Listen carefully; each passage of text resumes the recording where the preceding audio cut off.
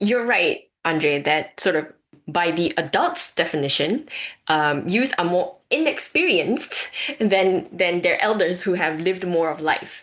But this doesn't discount the lived realities of youth today in times that are far different from what their elders have been through.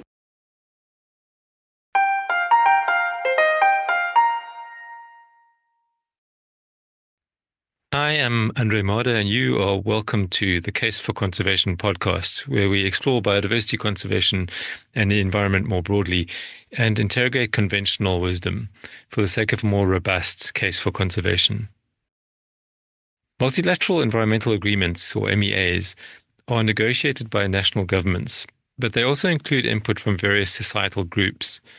One of these groups is youth, and their role in negotiations has grown more visible and coordinated over time. Are these contributions helping to enrich discussions and inspire ambition, though, or simply adding another layer to already complex processes? And why have separate groups if governments are meant to represent all their citizens? In this episode, we take a closer look at the place of youth in forums like the MEAs and what constructive and meaningful participation looks like. My guest is Mika Tan, advisor to the Southeast Asia chapter of the Global Youth Biodiversity Network, among other roles, and a passionate advocate for youth voices in global decision-making. I began by asking Mika about the definition of youth in the MEA context and how youth involvement began and evolved there.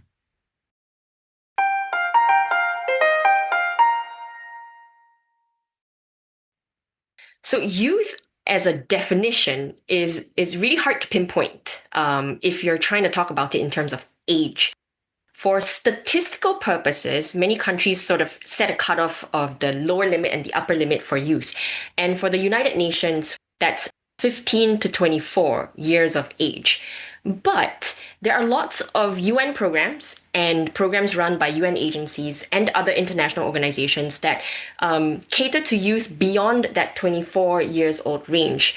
And we see that there's actually quite a flexible operational definition, I'd say, for youth in youth-related programs. So I work a lot with ASEAN, which is the Association for Southeast Asian Nations. And ASEAN defines youth, well, the age range, as 15 to 35. But even within our ASEAN member states, there are differences. For example, for Thailand, it's the 15 to 24 as the official definition.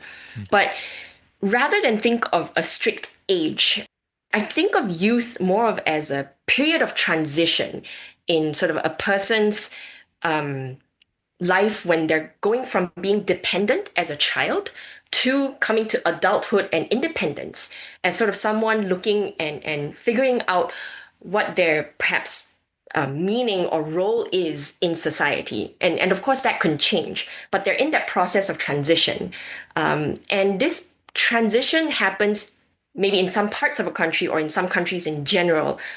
This transition comes about a little bit earlier, where you find youth to become like confident young professionals sort of earlier in their lives in terms of age. And for some countries, that kind of happens later in life. And so it should be a flexible concept rather than strictly focusing it on age. But there needs to be sort of a cutoff. So the range now of 15 to 35 kind of captures that very well across quite a number of countries and situations. Okay, and then how are youth groups organized at environmental forums like the Convention on Biological Diversity? So that's a very general question, but I'm curious to know when it started, if you know the history of this, like when it started and why it started and how it's evolved. So if I start off right from the bat of just how the CBD or the Convention on Biological Diversity does it, it's not emblematic of how it's like in other conventions. So in a broad brush, in 1972, there was the UN Conference on Human Environment in Stockholm. And that was sort of the first global recognition of humanity's impacts on the environment and this need for multilateralism, international cooperation to be able to address the impacts and to safeguard our environment. And that's where UNEP, the United Nations Environment Programme, was established. And that conference back in 1972, which was about 50 odd years ago now, was also the impetus that influenced many countries to establish their own ministries of environment. So that was sort of a very key moment in history where the globe and world leaders recognized this connection between humans and the environment. Then in 1992, there was an unprecedented, at the time, summit held in Rio de Janeiro, and we call it the Earth Summit. And that was where world leaders then recognized this need for holistic governance of the environment, including youth participation in UN environmental conferences. So that's a conference where, if you're familiar, Severin Suzuki, who was then 12 years old, gave that moving speech to urge world leaders to take immediate action on the environment. So Severin Suzuki was sort of like back then who Greta Thunberg is now. So then at this Earth Summit, it established various processes to follow up on progress on sustainable development around the world. And also they adopted Agenda 21, which is a very comprehensive plan of action for the UN to achieve sustainable development in the 21st century. And that's why that's Agenda 21. And what's important here is that under Agenda 21, it established 9 what we call major groups for civil society engagement in the United Nations system as it pertains to sustainable development. So the 9 major groups at the time were women, NGOs, non-governmental organizations, business and industry, children and youth, local authorities, the scientific and technical community, indigenous peoples, workers and trade unions, and farmers. So you can imagine that there is going to be quite a lot of overlap across these 9 major groups. But that was the structure that was recognized then. And since then, there have been additions to the major group system. But the main point is that since then, there has been a major group for children and youth that operates as sort of an official mechanism for young people to meaningfully engage in certain UN processes. And that's the mandate given to the MGCY, or the Major Group for Children and Youth, goes all the way up to the UN General Assembly.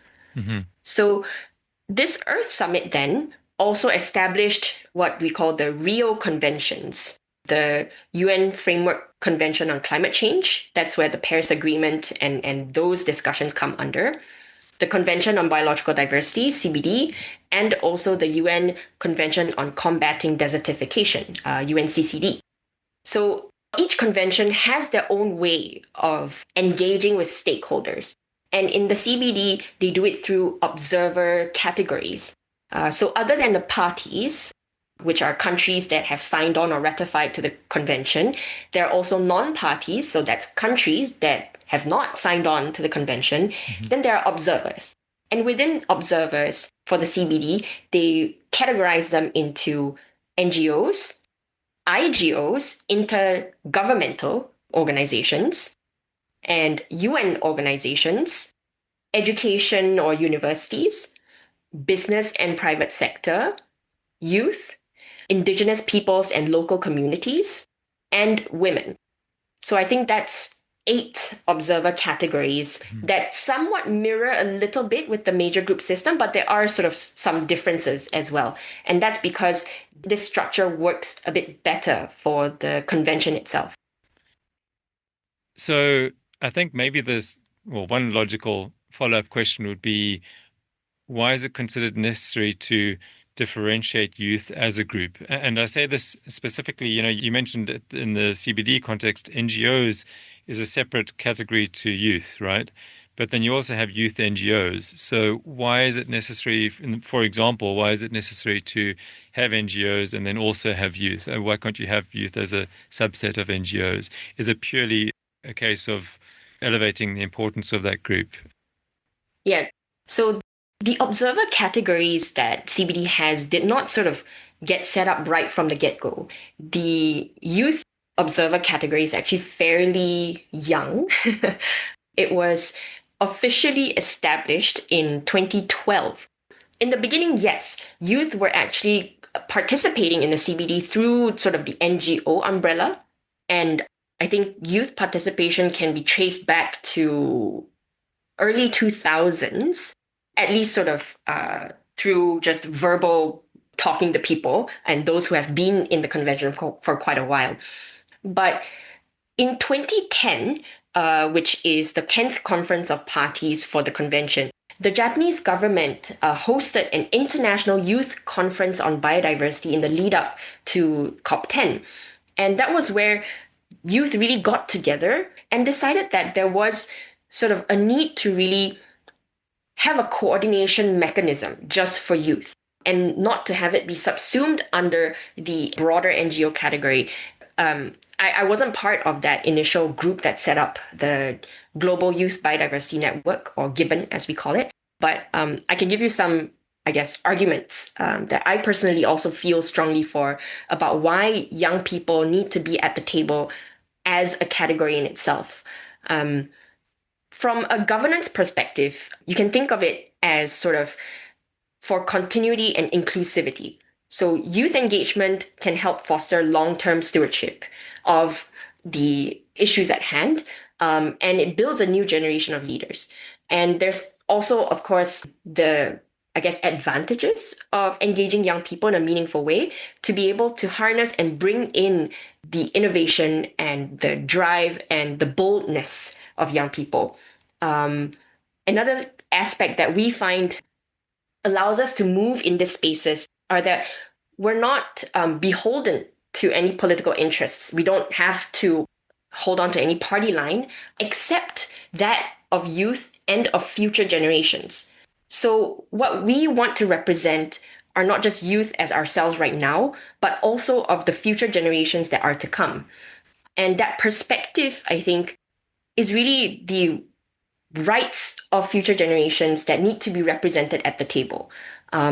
In 2022, the UN General Assembly declared that it's a universal human right to a clean, safe, healthy, and sustainable environment. And all humans are facing an environmental crisis.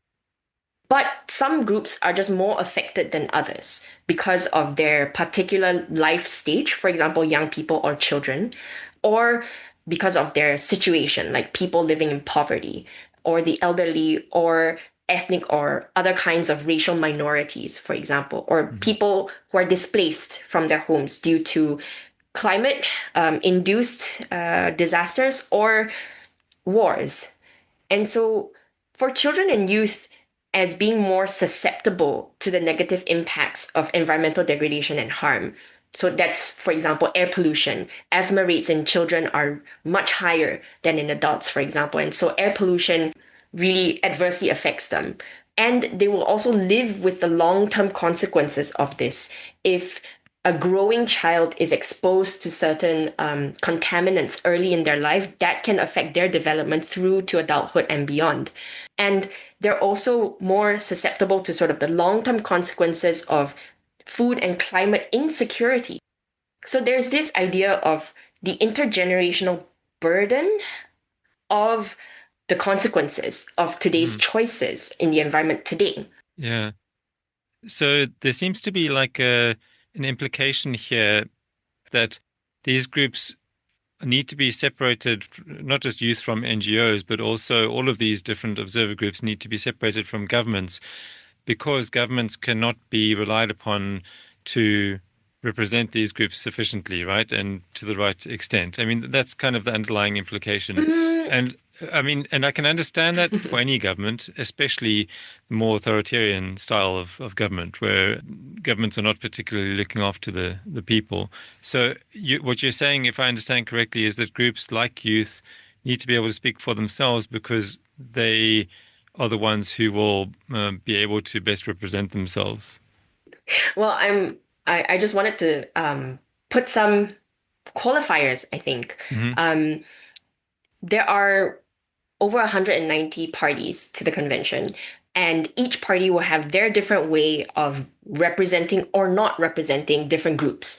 And so you're right, sort of, because this is a convention that's meant for biological diversity around the world, you would want to have governments representing national interests. And then you want to have stakeholder groups, observer groups that would then represent the interests of these different sectors.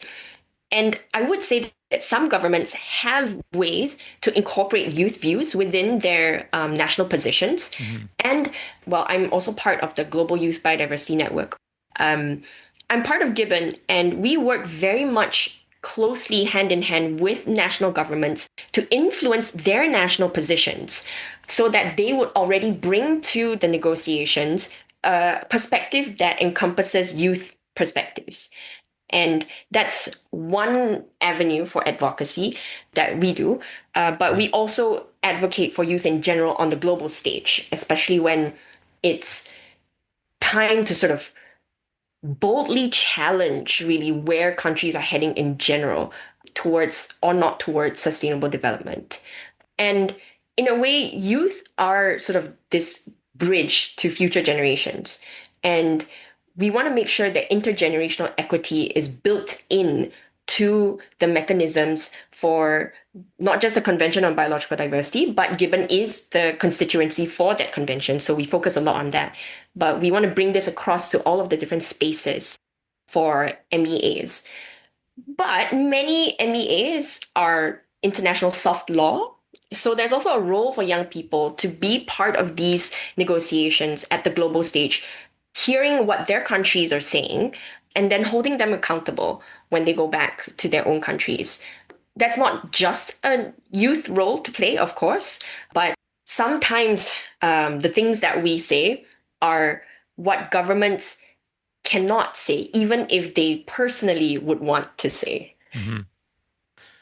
A related question would be, you spoke about Gibbon, and I know that within the biodiversity world, Gibbon is kind of the most well-known youth group. Mm-hmm. But for example, if an NGO gets started up tomorrow Yeah. and they're interested in becoming involved in biodiversity, and they may or may not want to be part of an umbrella organization, then Mm-hmm. how does that work? So each observer category may or may not have sort of an official constituency or coordinating mechanism. They could be sort of loosely observers within this category. Or, for example, for the Indigenous Peoples and Local Communities Observer Group, you have the International Indigenous Forum for Biodiversity, IIFB. That's sort of the caucus of representatives. And for youth, it's Gibbon, the Global Youth Biodiversity Network. But we're considered as the constituency, and so we can never actually be an NGO, because that then takes away the special relationship and status that we have as a constituency, as a mechanism, because the secretariat, the CBD secretariat, cannot be seen to be favoring a particular youth NGO over another. Mm-hmm. And we have a mandate to bring youth voices to the convention. But that does not mean that other youth voices that are not coming in through Gibbon cannot be heard at the convention. They can register as well to be accredited to join the different meetings of the convention.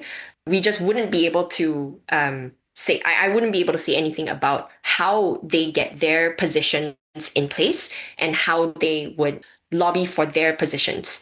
But for Gibbon, we have global presence, and our mandate is to conduct youth consultations, capacity building workshops so that young people know what they're actually putting their voices to, and building alliances and doing mobilization. So there's a lot that we do to bring these youth voices from all the different chapters that we have in the world. Gibbon is now over 50 national chapters and 4 regional chapters.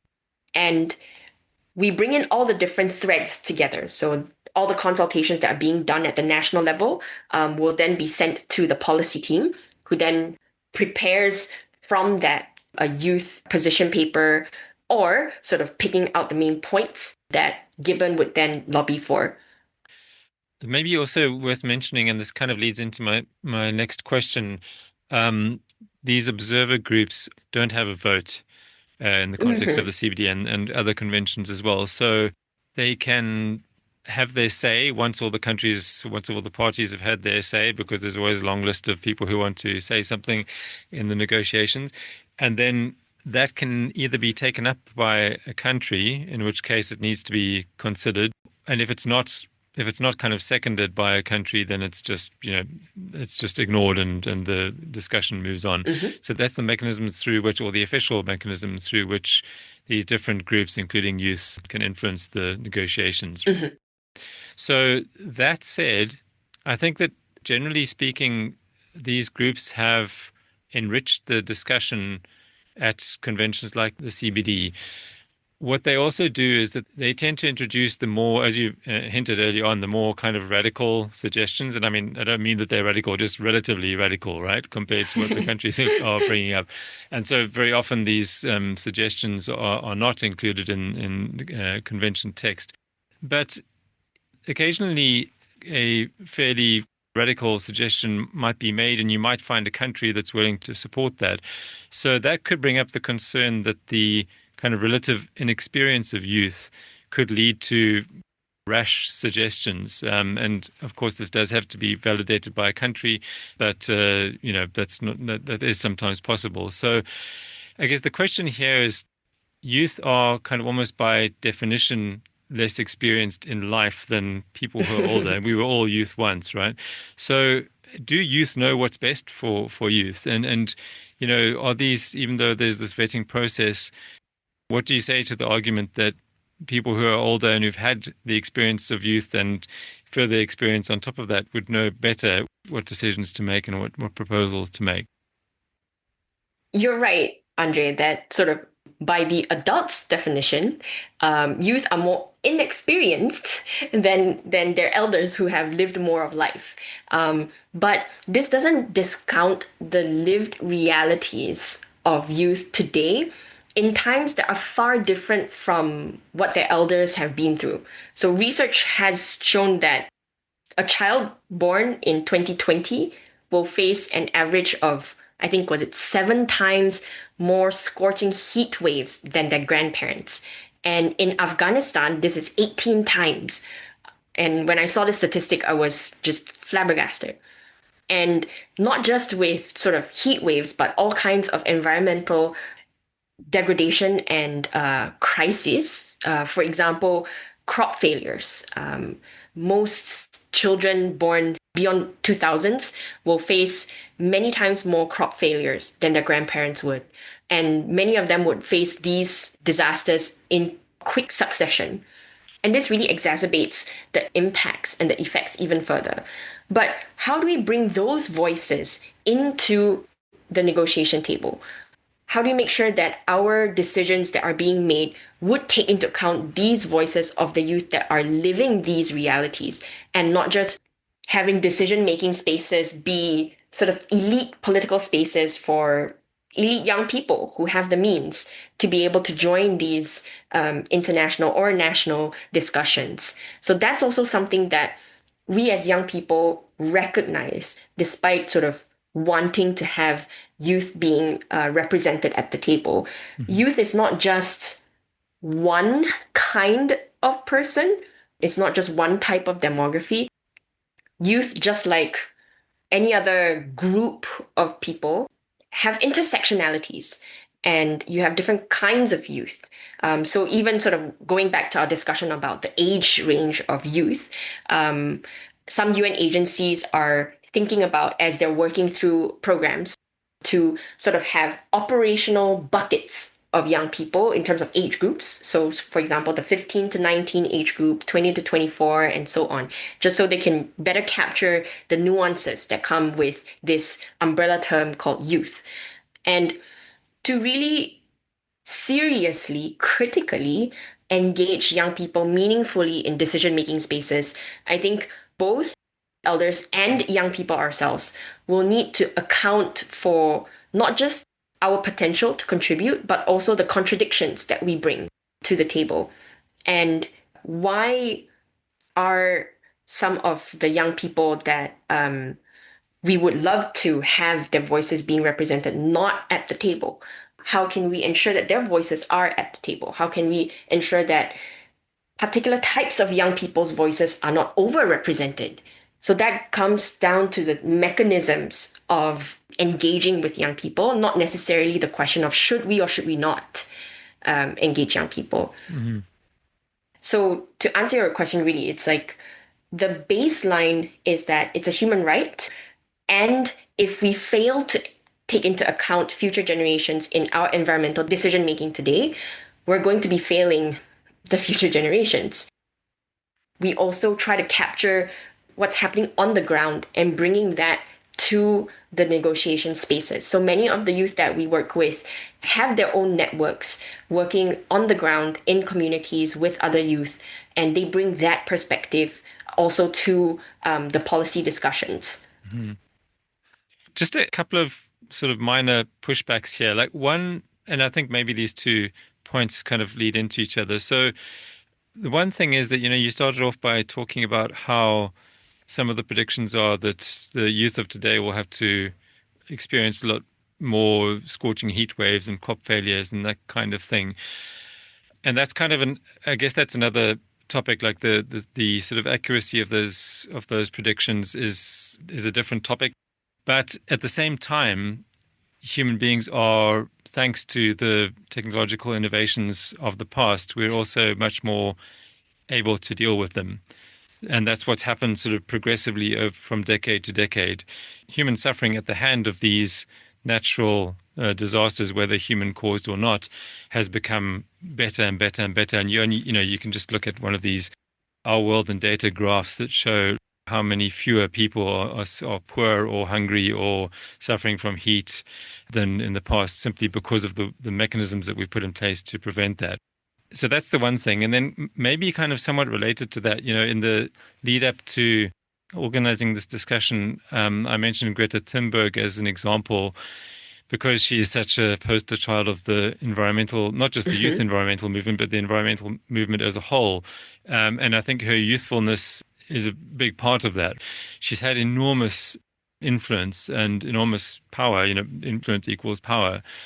And yet, I would argue that a lot of the claims that she's made have been, let's say, extreme or exaggerated, and that they don't represent very accurately what the science is saying. So I guess the question would be, how careful do we have to be about the connection between influential figures, whether they're youth representative or not, Mm-hmm, mm-hmm. and the science?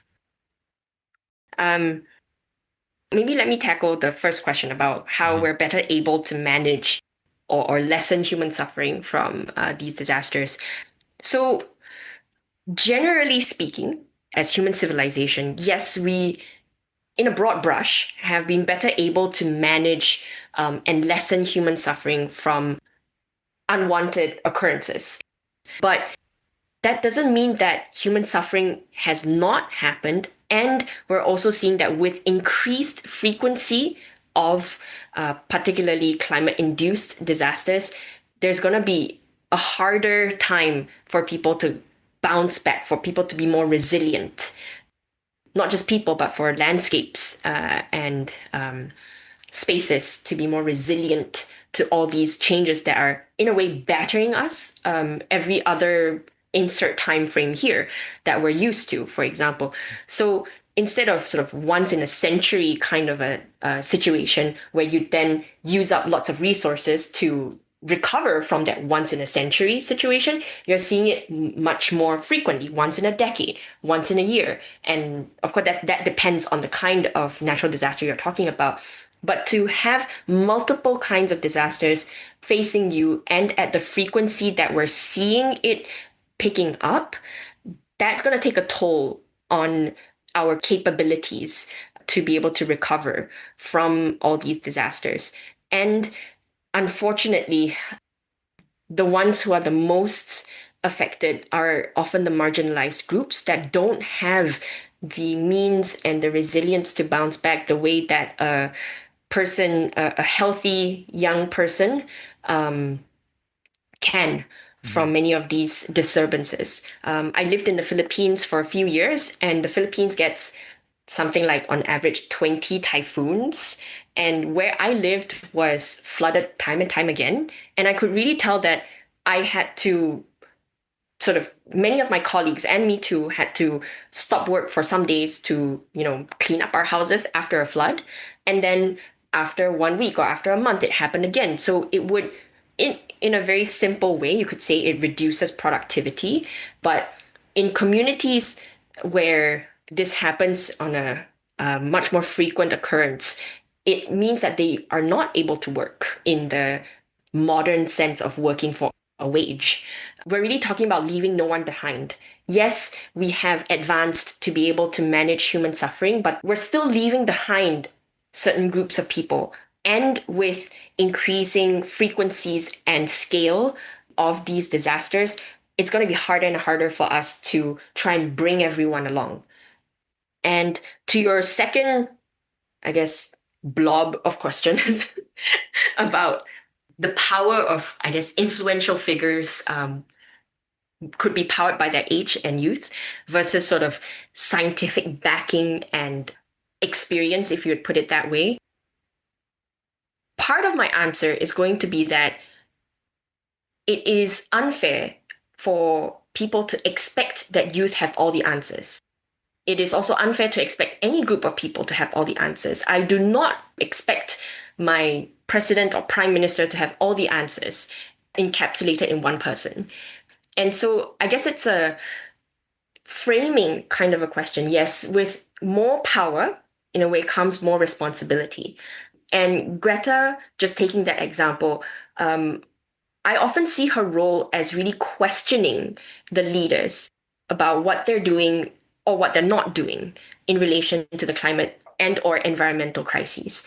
I have not looked to Greta for answers to sort of the very technical terms of exactly how much degrees we need to lower our air conditioners to be able to have an impact, for example.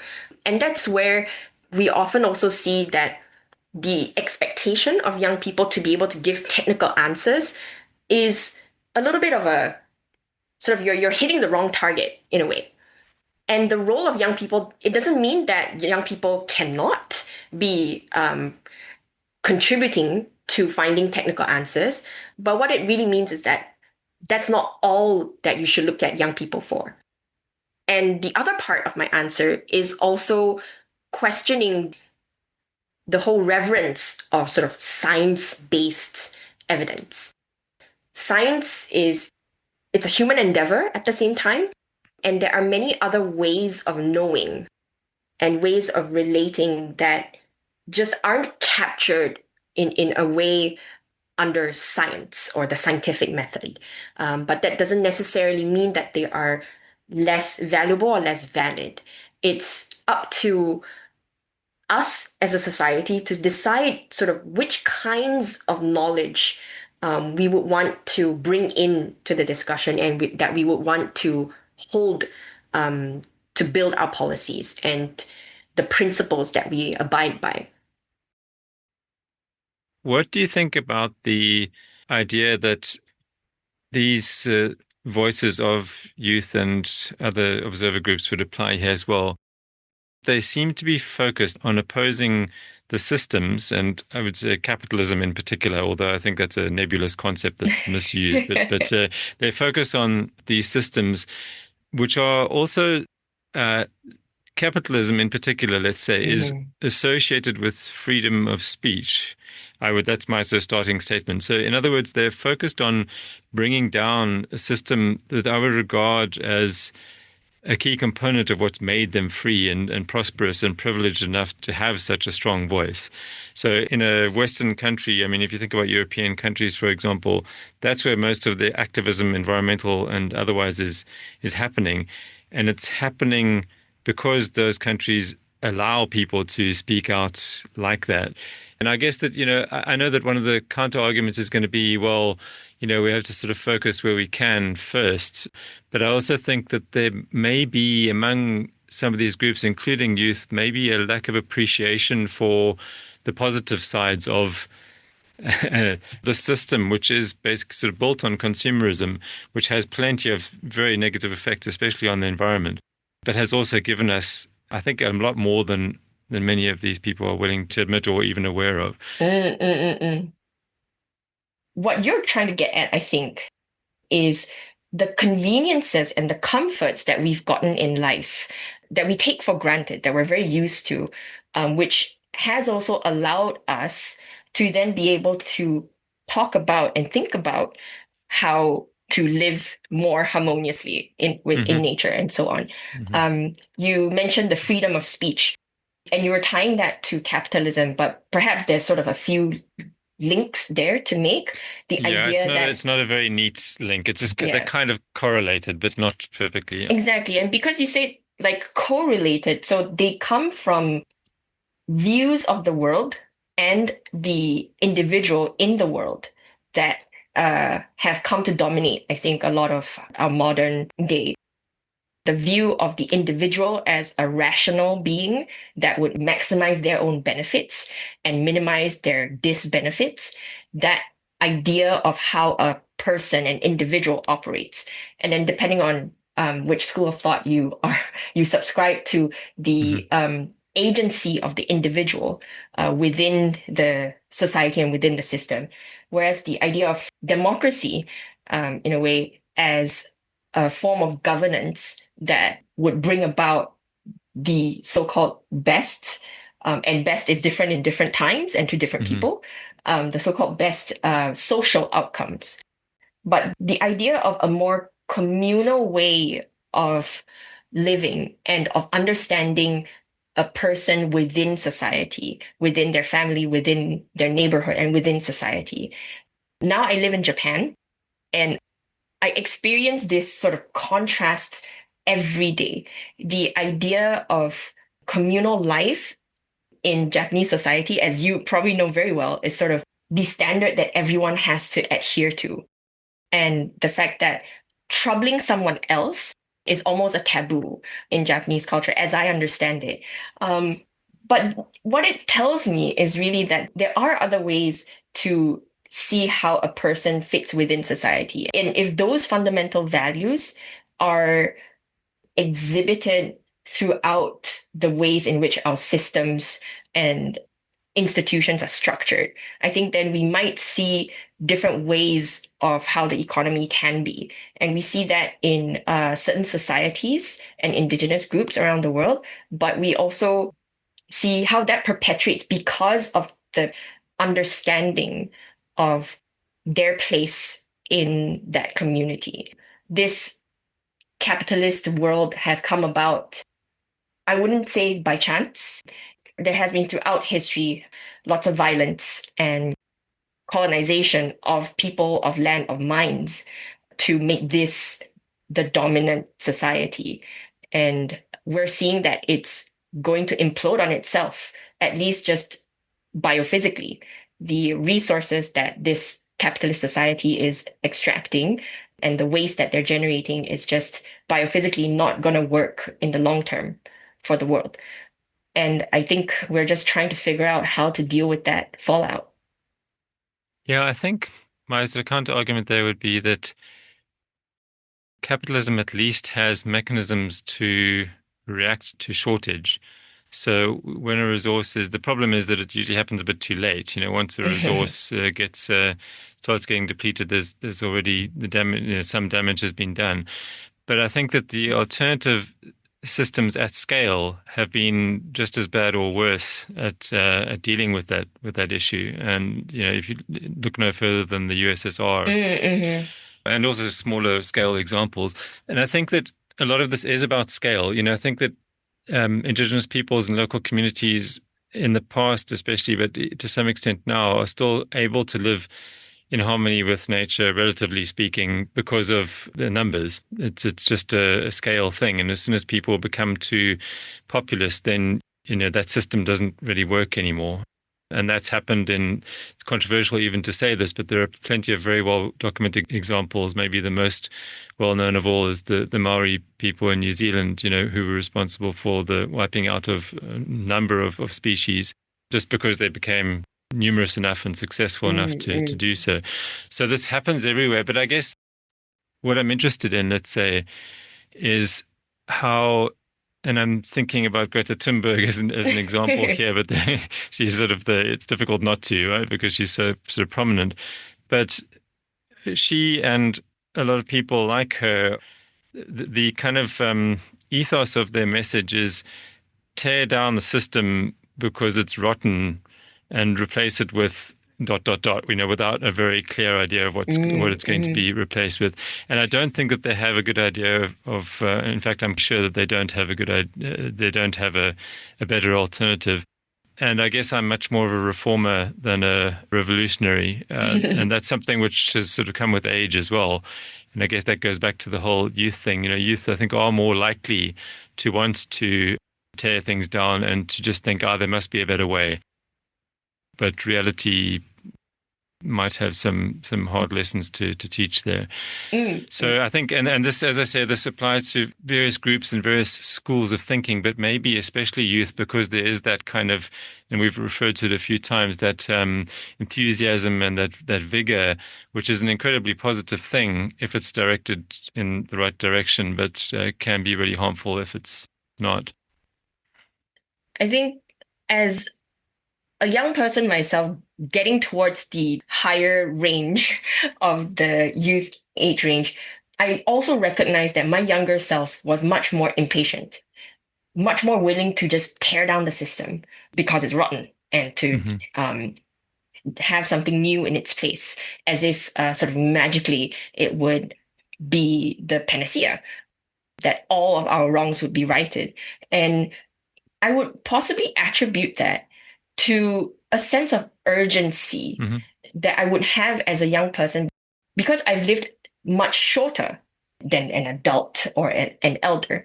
And in my lifetime, at that point, having lived much fewer years than the elders, I see that we are going at breakneck speed towards disaster. And I'm terrified. And I want to see change that corresponds to the sense of urgency that I feel.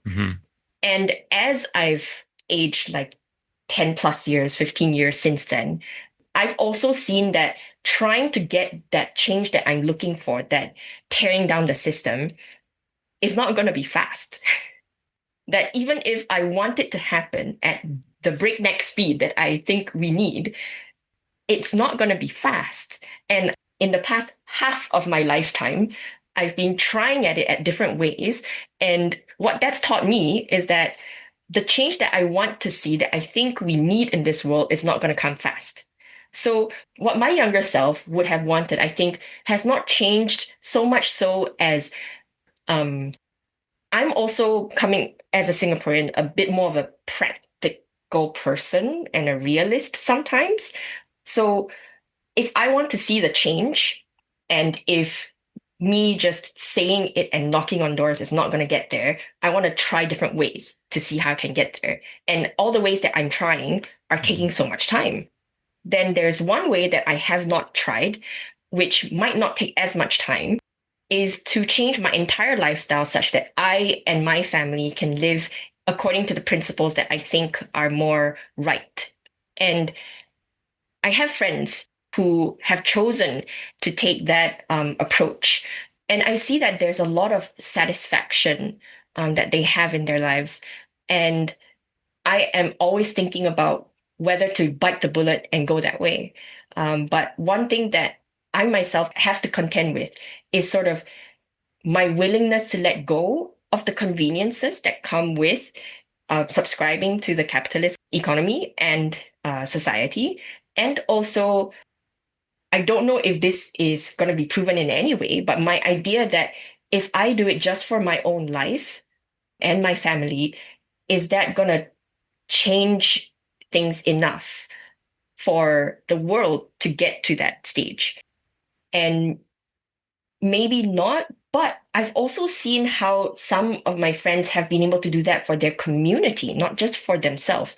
So maybe there is something more than, just doing it for yourself, but bringing people and building a community that lives on those principles.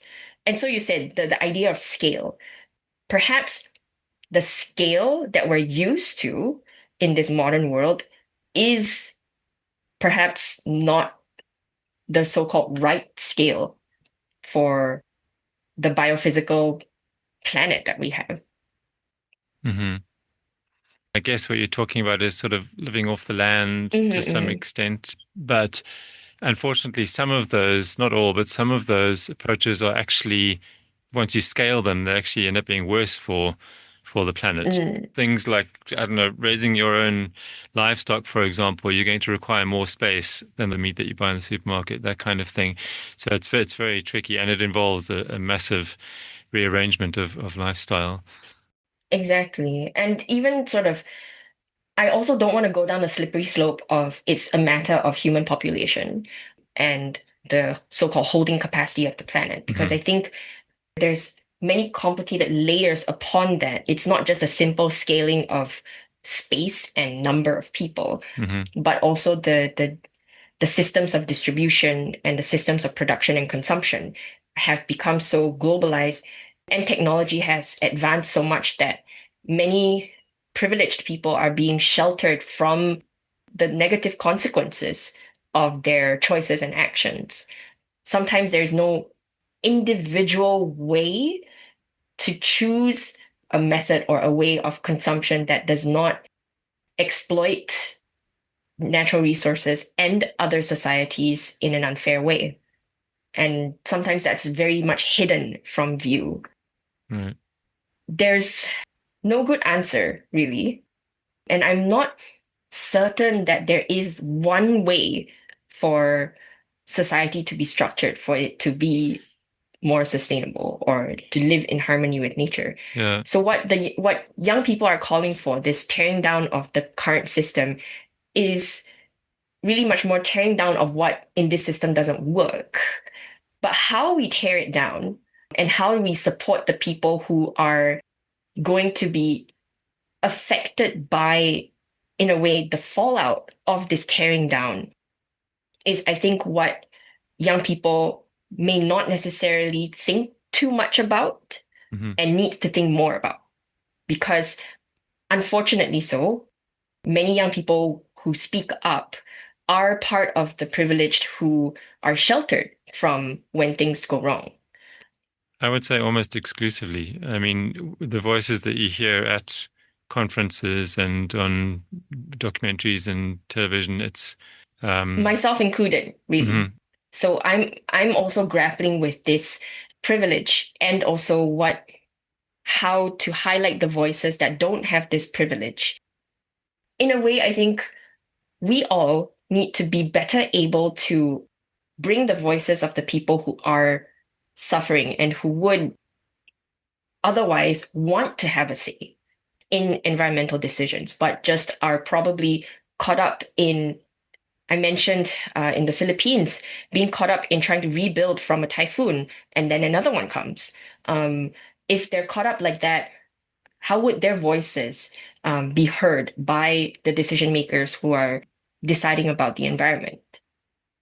I think the energies of these groups could sometimes be directed in a more specific and localized direction. So, the typhoon example, there is tenuous evidence to suggest that climate change is making those more likely, more frequent, and or more intense. But that's very variable, even though a lot of the media would make you think otherwise.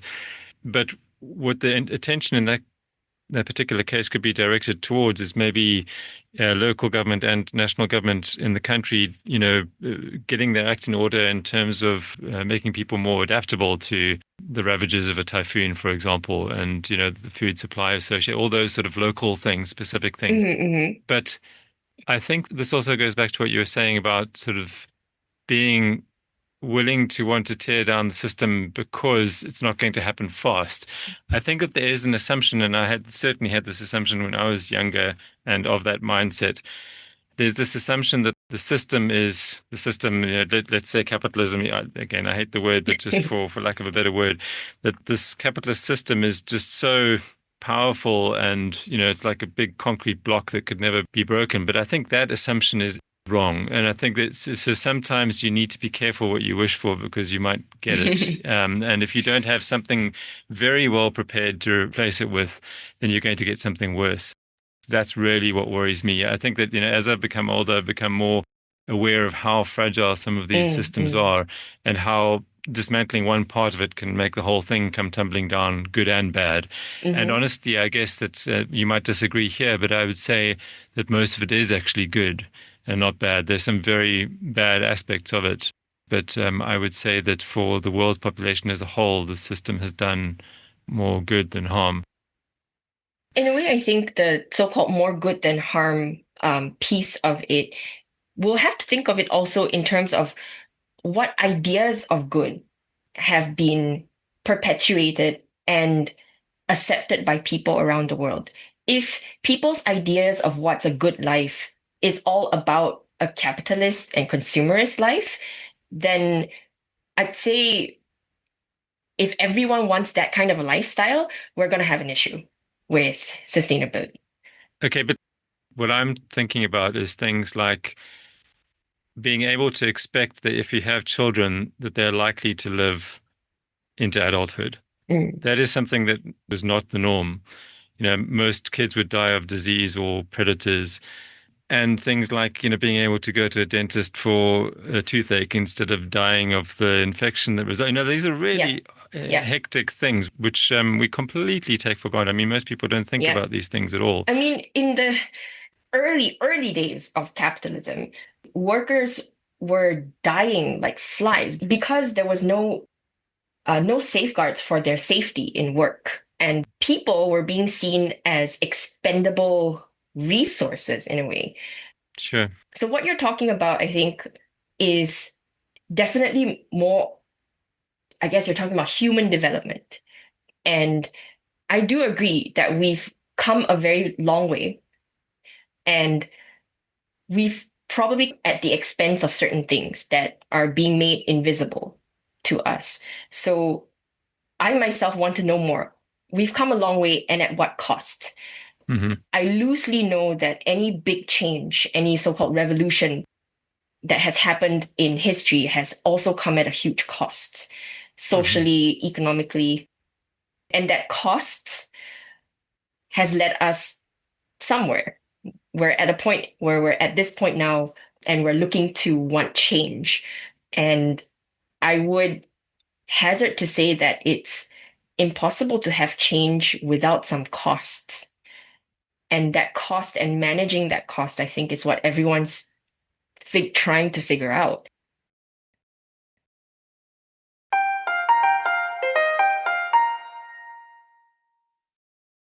Next time, I'll be broadcasting a discussion on the sometimes controversial topic of rewilding, the ecological restoration practice of reintroducing species, restoring natural processes, and reducing human intervention to allow ecosystems to regain self-sustaining dynamics. My guest is carnivore specialist Marine Trouilly. We get into all sorts of interesting discussion threads, so I hope you can join us.